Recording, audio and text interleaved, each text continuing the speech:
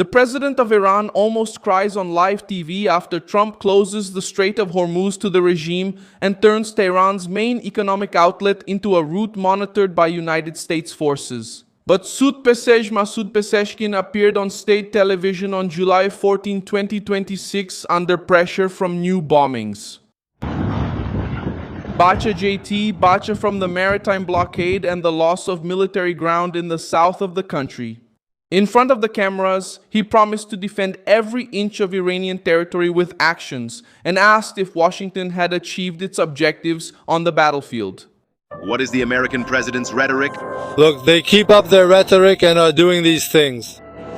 But the question is, on the battlefield, have they managed to achieve their objectives? The people who decided to divide our Iran into pieces, after all, how far did they get with their plans? In practice, we will defend every inch of our land based on our beliefs and convictions. And those rude words they say are worthy of them, not of us. What do you think lies ahead for the Iranian people? Our first step is to ensure that unity and internal cohesion are maintained. Any word or behavior that could create divisions in society will ultimately weaken our strength. The speech tried to show firmness, but it exposed the extent of the pressure. Hours earlier, Donald Trump had reinstated the blockade of all ports, oil terminals, and coastal areas of Iran, while more than 20 warships and hundreds of American aircraft were operating in the region.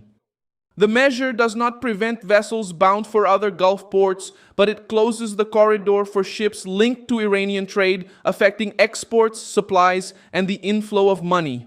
In the first 17 hours, 2 commercial ships that tried to break through the barrier were redirected. Pezeshkian spoke of resistance precisely when Trump began to control the pace of the crisis by sea, by air, and through sanctions. How will Tehran react without furthering its own defeat? Pezeshkian responded to Trump's claim that much of Iran's military capability had been destroyed and tried to turn the statement into a defense of internal unity. The state agency IRNA reported that the president asked where those who intended to divide Iran had gotten to and insisted that the response would come through actions. The statement was made in Tehran in front of a population subjected to months of war, economic pressure, and military losses. The emotional tone doesn't affect the situation at sea. The Iranian government talks about sovereignty, but now it needs to prove that it can move ships, sell oil, and supply its forces under American scrutiny. Trump reinstated the blockade at 8:20 p.m. Greenwich Mean Time on July 14. The order applies to vessels of any flag that enter or leave Iranian ports, terminals, and coastal areas. The Strait of Hormuz remains open for ships that do not have Iran as their origin or destination. This difference is decisive. Washington is not shutting down the Gulf Arab nations' energy exports. It is isolating the conflict and the Iranian regime's trade. American forces have launched new waves of attacks against coastal defense systems, depots, and cruise missile launch sites. On July 15, Central Command reported that a 90-minute operation struck Greater Tumba Island near the strait, with the stated goal of reducing Iran's ability to attack commercial vessels. Days earlier, military targets had also been hit in Bushehr, Chabahar, Jask, Konarak, Abu Musa, and Bandar Abbas. The American command also denied the claims circulated by Iranian state media that a civilian wheat warehouse in Rovizeh had been bombed.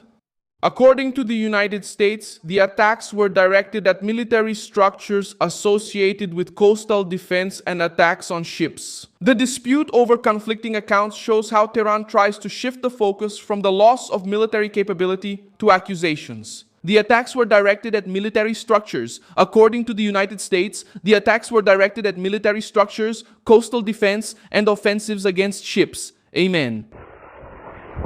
Wow, how do they hit like that? Wow, all of this, they're just different. They hit an office, destroy its door, and turn it into blood and fire. Wow. Oof. These sites really have guts. They don't pay up front, it's about fame and necessity. Work because we know it, and it gets messy with Nani. Did Mom call you to eat? Tehran responded by escalating its threats. The Ministry of Foreign Affairs declared that any attack on Iranian soil will provoke a response, no matter if it happens in the north, south, east, or west. The Revolutionary Guard also claimed to have attacked American facilities in Kuwait and Bahrain. Authorities in Kuwait said their defenses confronted Iranian drones, while Reuters reported that it could not immediately verify all the claims made by the regime. Explosions and alerts were also reported in different parts of the region, while American bases remained on alert. The expansion of attacks to Kuwait, Bahrain, Qatar, and Jordan reveals the Iranian strategy of pressuring nations that host United States forces.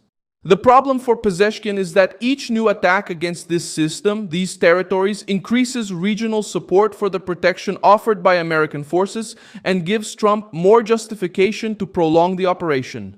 The White House has also started targeting the financial structure behind Iranian weapons. On July 15th, the Treasury Department sanctioned 7 individuals and entities from a network linked to the purchase and transport of material for the Revolutionary Guard. The list includes operators and companies in Iran, Nigeria, Italy, and is growing. The American government states that aviation companies, transportation, financial channels, and travel coordinators were used to hide the involvement of the Revolutionary Guard and to move materials and people between different nations. Assets of the targets that are under American jurisdiction have been blocked, transactions are prohibited, and companies controlled 50% or more by those sanctioned have also come under restrictions.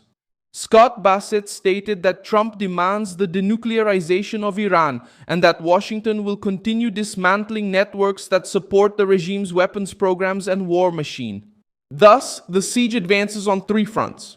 Vessels are blocked, military structures are targeted, and financial intermediaries lose access to the international system.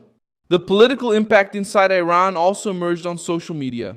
Some posts show citizens verbally attacking Trump and saying they are not afraid of missiles, fighter jets, or B-2 bombers. Hello, dear friends, dear friends. This is the same tower that Trump attacked last night. Trump is a coward. I'm not afraid of your missiles. I'm not afraid of your fighter jets. I'm not afraid of your innovations.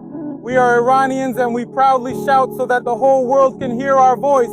If I get the chance, I'll cut your throat myself, coward. These videos reveal outrage against the United States, but they do not prove a general change of opinion among Iranians. Isolated messages, published in a controlled environment and marked by internet restrictions, do not automatically represent the whole society. Studies on internet shutdowns in Iran have pointed to coordinated and widespread interruptions during the internal crises of 2026. Pezeshkian tries to take advantage of the nationalist sentiment to unite the population around the government even after protests, repression, and economic difficulties. His promise to respond with actions also serves to avoid the image that the regime has lost control of the strait.